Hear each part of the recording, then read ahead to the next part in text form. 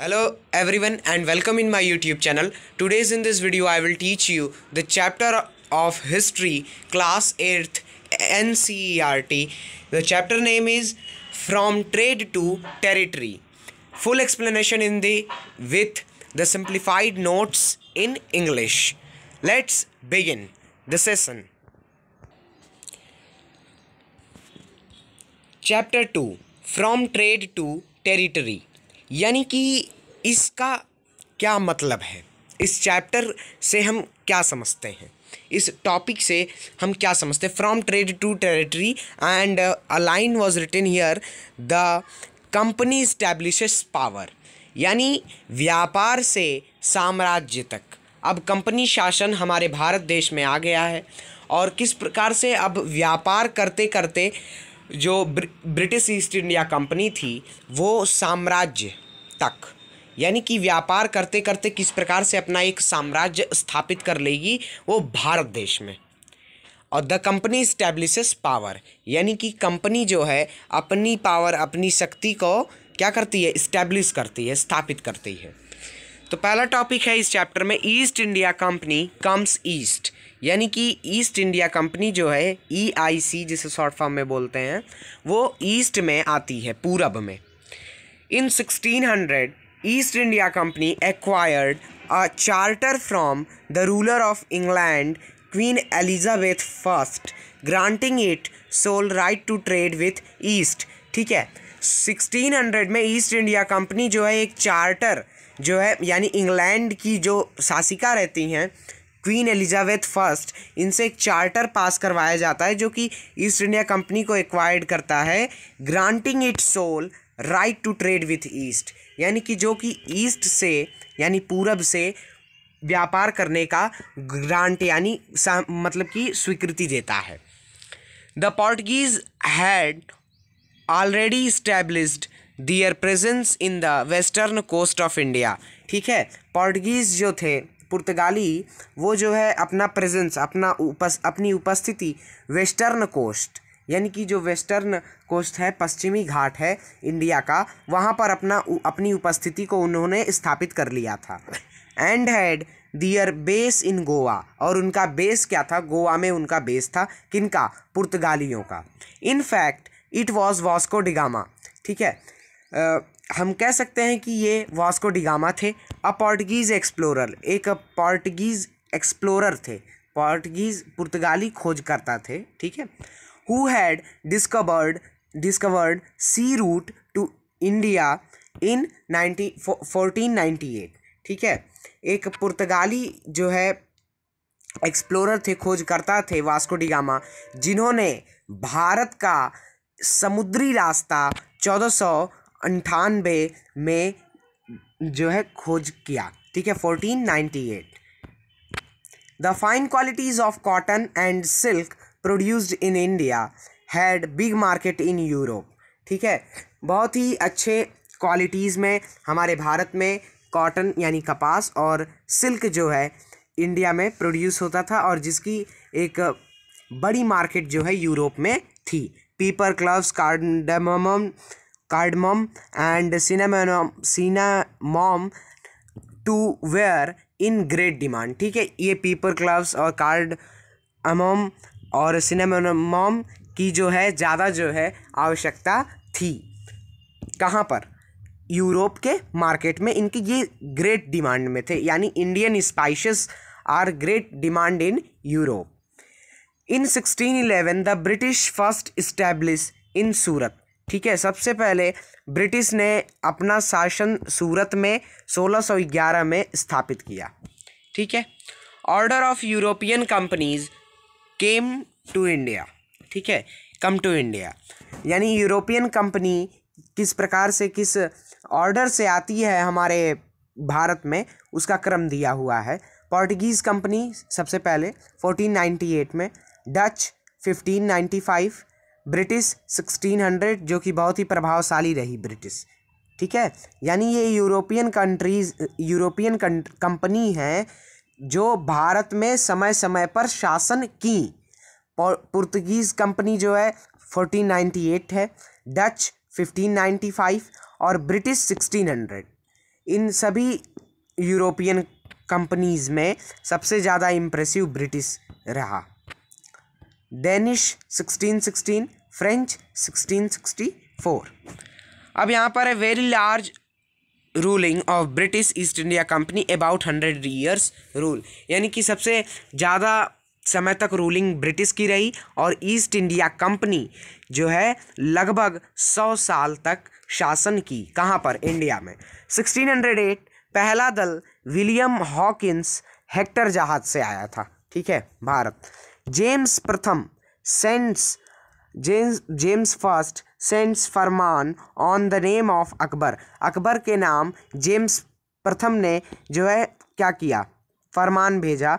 Meets to Jahangir, वो जहांगीर को मिला। अकबर मर गए थे तो इसलिए इस कारण जो है वो जहांगीर को पत्र मिलता है, और जिसमें होता है कि ब्रिटिश जो है ट्रेड की स्वीकृति मांगते हैं, और उसमें जो है जहांगीर क्या करते हैं? Don't allow to trade Britishers, ठीक है, ब्रिटिशर्स से वो व्यापार करने के लिए जो है मना कर देते हैं, और फिर जो है वो कोई रिस्पॉन्स नहीं देते। आगे आता है the Nawab of Bengal, each them was a strong ruler, ठीक है, यानी बंगाल के नवाब जो प्रत्येक जो है वो क्या थे? एक बहुत ही स्ट्रॉन्ग रूलर थे। मुर्शिद कुली खान, अलीवर्दी खान डाइड इन 1756, और सिराजुद्दौला, ठीक है, ये सब बंगाल के नवाब थे जो कि बहुत ही पावरफुल थे और एक शक्तिशाली शासक थे। मुर्शिद कुली खान, अलीवर्दी खान जिनकी मृत्यु 1756 में हुई, ठीक है, 1756 में। सिराजुद्दौला। अब आता है बैटल ऑफ प्लासी, प्लासी का युद्ध। प्लासी का युद्ध होता है वो पूरा यहाँ पर दिया हुआ है। The battle of Plassey was a decisive victory of the British East India Company over the Nawab of Bengal and his French allies on 23 June 1757 under the leadership of Robert Clive, ठीक है। बैटल ऑफ प्लासी एक जो है महान जीत थी ब्रिटिश ईस्ट इंडिया कंपनी के लिए और over the Nawab of Bengal, Bengal के नवाब के ऊपर, ठीक है, and his French allies on 23 June 1757, यानी कि 23 जून 1757 को जो है British East India Company Bengal के नवाबों के ऊपर बैटल ऑफ प्लासी में विजय पा जाती है और इसका लीडरशिप, इसका नेतृत्व रॉबर्ट क्लाइव के निर्देशन में हो रहा था। The victory was made possible by the defection of Mir Jafar, who was the nawab Sirajuddaulah's commander in chief, ठीक है। ये विक्ट्री जो है पॉसिबल इस वजह से हुई। देखिए, घर का भेदी लंका ढाए वाली कहानी बिल्कुल यहाँ पर हमारे इतिहासों में भी मिल जाती है। नवाब सिराजुद्दौला का कमांडर इन चीफ जो मीर जाफ़र था, वो डिफेक्शन यानी कि जो है आगे एक शब्द आएगा हम बताएंगे कि देशद्रोही था, उस तरह का जो है विश्वासघात कर दिया किसके साथ? नवाब सिराजुद्दौला के साथ, जो कि कमांडर इन चीफ था किसका? सिराजुद्दौला का। कौन? Mir Jafar. Mir Jafar was a commander in chief of Nawab Sirajuddaula. The battle helped the British East India Company take control of Bengal, ठीक है। ये बैटल जो है ब्रिटिश ईस्ट इंडिया कंपनी को बंगाल पर शासन करने का पूरा हक दे दिया, ये सहायता की, ठीक है। ये बैटल, ये युद्ध जीत लेने से जो है ब्रिटिश ईस्ट इंडिया कंपनी को बंगाल पर शासन करने में सहायता प्राप्त हुई। Over the next 100 years they seized control of most of the rest of the Indian subcontinent, Burma and Afghanistan. Burma और अफगानिस्तान को क्या इन्होंने सीज कर दिया। अब इसमें एक टर्म आता है कि व्हाट इज़ रेजिडेंस। रेजिडेंस जो है किस प्रकार से ब्रिटिशों का था। तो after the battle of Buxar 1764 battle of Buxar, 23 June 1757 battle of Plassey, the company appointed residence in Indian state, ठीक है। कंपनी ने जो है इंडियन स्टेट यानी भारतीय राज्य में जो है क्या किया? एक रेजिडेंस अपॉइंट किया। They were political and commercial agents and their job was to serve and further the interest of the company, ठीक है, जिनकी जॉब थी जो है कमर्शियल एजेंट्स थे, वो व्यापारी थे, ठीक है, जिनकी जॉब थी कि serve and further the interest, यानी कि कंपनी को जो है उनका इंटरेस्ट देना, उनका जो है जो प्रॉफिट हो रहा है उसको देना। अब आती है बात Tipu Sultan the tiger of Mysore. Mysore had grown in strength under the leadership of powerful rulers like Hyder Ali, ruled from 1761 to 1782, यानी 1761 से 1782 तक हैदर अली का शासन रहा, जो है जो कि एक बहुत ही पावरफुल रूलर थे, कहाँ के, मैसूर के, ठीक है। एंड हिज फेमस सन, और उनके एक मशहूर बेटे टीपू सुल्तान, जिन्होंने 1782 से 1799 तक जो है शासन किया। In 1785 Tipu Sultan stopped the export of sandalwood, pepper and cardamom through the port of his kingdom, ठीक है। टीपू सुल्तान ने 1785 में 1785 में सैंडलवुड यानी कि संदाल की जो लकड़ियाँ थी उनका जो निर्यात था, आयात निर्यात था, जो ब्रिटिश ले जाते थे अपनी कंट्री में, और पीपर कार्डमम जैसे भारतीय मसालों को जो ले जाते थे, उनको जो है अपने किंगडम से, जो उनका पोर्ट था किंगडम में, उनका जो बंदरगाह था, वहाँ से नहीं ले जाने दे रहे थे। कौन? टीपू सुल्तान। उन्होंने मना कर दिया, रोक दिया। He also establish a close relationship with the French in India, ठीक है। इन्होंने बहुत ही, यानी टीपू सुल्तान ने बहुत ही जो है क्लोज रिलेशनशिप फ्रेंच और इंडिया की थी। And modernised his army with their help, इन्होंने अपनी आर्मी को जो है मॉडर्नाइज किया था, आधुनिकरण किया था उनकी आर्मी के साथ, उनकी आर्मी की सहायता से। 4 wars were fought with Mysore, Mysore के साथ 4 युद्ध हुए थे, जो कि when British were furious they saw Hyder and Tipu as ambitious, arrogant and dangerous, ठीक है। उन्होंने हैदर अली और टीपू सुल्तान को जो है बहुत ही डेंजरस समझा, एरोगेंट और एम्बिशियस समझा, और वे डरे हुए थे, फ्यूरियस थे, ठीक है। तो उनके साथ जो है 4 युद्ध होते हैं, किनके साथ? मैसूर के साथ। War of Mysore first war 1767 से 1769 ब्रिटिश शासन और हैदर अली के मध्य हुआ था, और 1780 से 84 सेकेंड वार, 1790 से 92 थर्ड वार, और 4 वार जो है 1799 में होता है। Only in the last the battle of Seringapatam did the company ultimately win a victory, ठीक है। सेरिंगापट्टनम में 1799 का चौथा युद्ध मैसूर के साथ लड़ा जाता है कंपनी राज द्वारा, जिसमें कि कंपनी जो है विक्ट्री यानी जीत हासिल कर लेती है।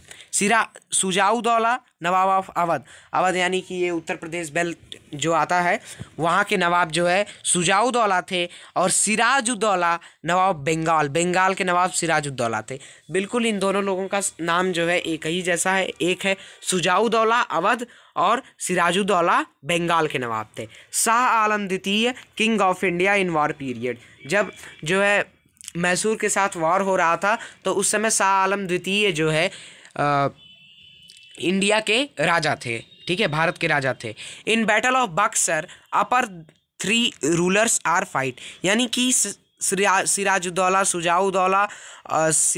शुजाउद्दौला और शाह आलम द्वितीय ने जो है बैटल ऑफ बक्सर में लड़ा था। Full name of Tipu Sultan का पूरा नाम है सुल्तान फतेह अली खान साहब, ठीक है। साहेब भी इस तरह से होता है लेकिन साहब है। Titles given to Tipu Sultan को टाइटल्स जो दी गई, शेर ए सुल्तान, टाइगर ऑफ मैसूर। इसके पीछे भी एक बड़ी इंटरेस्टिंग कहानी है कि शेर ए सुल्तान या टाइगर ऑफ मैसूर इन्हें क्यों कहा जाता था। तो एक बार की बात है कि ये डिड यू नो में आप बुक में आपके एनसीईआरटी में दिया हुआ है, डिड यू नो के अंतर्गत, कि एक बार फ्रेंच दोस्त के साथ ये जंगल में शिकार के लिए जो है घूमते हैं, और फिर इन्हें जो है एक टाइगर मिलता है, और उस समय जो इनके हाथ में तलवार रहती है लड़ने के लिए, वो भी नीचे गिर जाती है, और जिस कारण वो जो है देर तक जो है टाइगर के आंखों में आंख डाल करके जो है उसे जो है चैलेंज करते रहते हैं, और फिर अंततः जो है टाइगर पर जो है उसको मारकर विजय प्राप्त कर लेते हैं। ठीक है, वहाँ पे एक विक्ट्री जो है उन्होंने पाई, टाइगर को क्या कर दिया, टाइगर को डिफीट कर दिया था उन्होंने, इसलिए उन्हें टाइगर ऑफ मैसूर कहा जाता है। अब इसमें एक आ जाता है रानी चन्नम्मा बिलोंग फ्रॉम कित्तूर इन कर्नाटक। ठीक है, रानी चन्नम्मा जो थी वो कित्तूर से बिलोंग करती थी, जो कि ये कर्नाटक में पड़ता है। टुक टू आर्म्स, यानी कि आर्म्स से ये मतलब है कि गन, ठीक है, बंदूक से मतलब है। And led an anti British resistance movement, और उन्होंने एक एंटी ब्रिटिश रेजिस्टेंस मूवमेंट का जो है नेतृत्व किया। She was arrested in 1824 and died in prison in 1829। ठीक है, उनको 1824 में बंदी बना लिया गया और जो है उनकी मृत्यु जो है 1829 में उसी जेल के अंदर हो गई। रायन्ना पुअर चौकीदार ऑफ संगोली इन कित्तूर, यानी कित्तूर के जो है संगोली में के एक जो है गरीब चौकीदार थे। कैरीड ऑन द रेजिस्टेंस, ठीक है, उस रेजिस्टेंस मूवमेंट को फिर इन्होंने कैरी किया। अब आता है डॉक्ट्राइन ऑफ लैप्स। अब डॉक्ट्राइन ऑफ लैप्स के बारे में अगर पूछे तो आप जो है इस प्रकार से क्या है, the final wave of annexations occurred under Lord Dalhousie, who was the Governor General from 1848 to 1856। ठीक है, यानी 1848 से 1856 तक गवर्नर जनरल लॉर्ड डलहौजी रहे हैं। पहला प्रश्न आपको यही याद हो जाता है डॉक्ट्राइन ऑफ लैप्स से। 1848 to 1856 governor general Lord Dalhousie. ठीक है, he devised a policy that came to be known as the doctrine of lapse। ठीक है, इन्होंने इन्होंने पॉलिसी को डिवाइज किया था, इंट्रोड्यूस किया था, जिसका नाम है डॉक्ट्राइन ऑफ लैप्स। ठीक है, जिसमें कि ये डॉक्ट्राइन डिक्लेयर करती है कि कोई भी भारतीय शासक है अगर किसी भी मेल को अपने किंगडम में हायर करके मर जाता है तब तो वो तो हो गए उस मेल की, लेकिन यदि जो है क्या, the doctrine declared that if an Indian ruler died without, यानी किसी मेल को वो हायर किए बिना ही मृत्यु को प्राप्त हो जाता है तो वो किंगडम वुड लैप्स। ठीक है, that is become part of company territory, company के साम्राज्य का एक पार्ट हो जाएगा वो किंगडम, जो राजा अपने मरने से पहले किसी मेल को अपने किंगडम में हायर नहीं किया। ठीक है, one kingdom after another was annexed simply by applying this doctrine. ठीक है, एक किंगडम, एक साम्राज्य से दूसरा साम्राज्य, इसी प्रकार से इन्होंने अप्लाई कर दिया पूरी इस डॉक्ट्राइन को पूरे भारत में।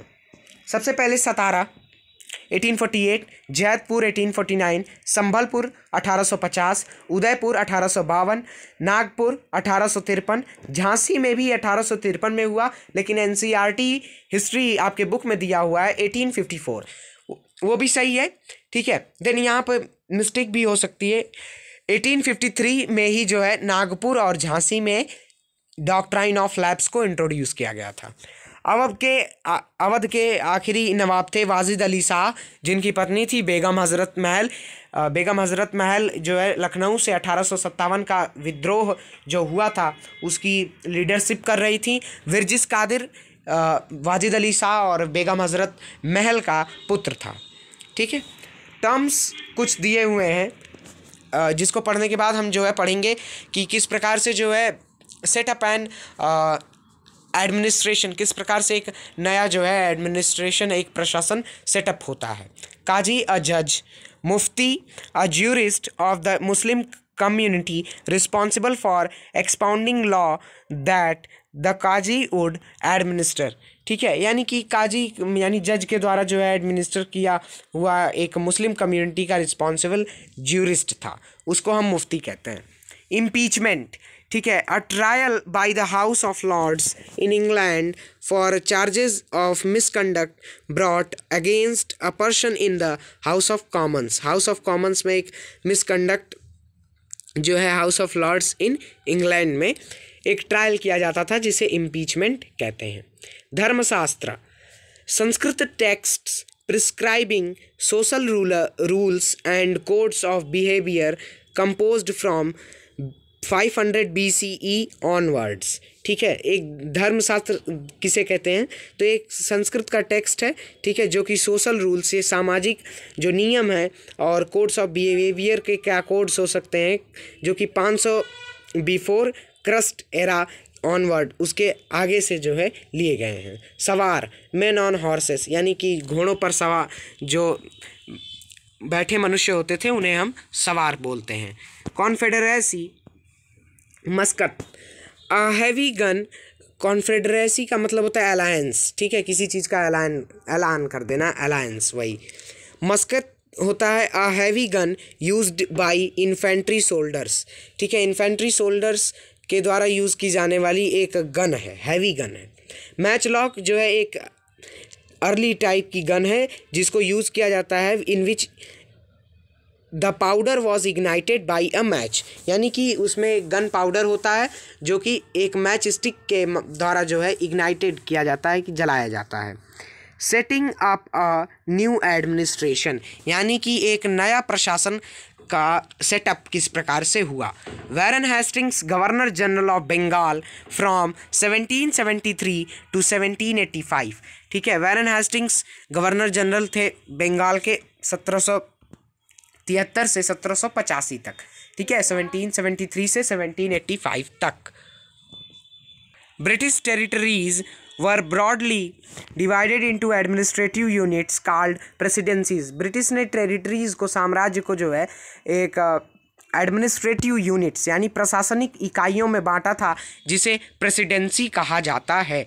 उनकी 3 प्रेसिडेंसीज थीं, बंगाल, मद्रास और बॉम्बे, BMB, ठीक है, बंगाल, मद्रास, बॉम्बे।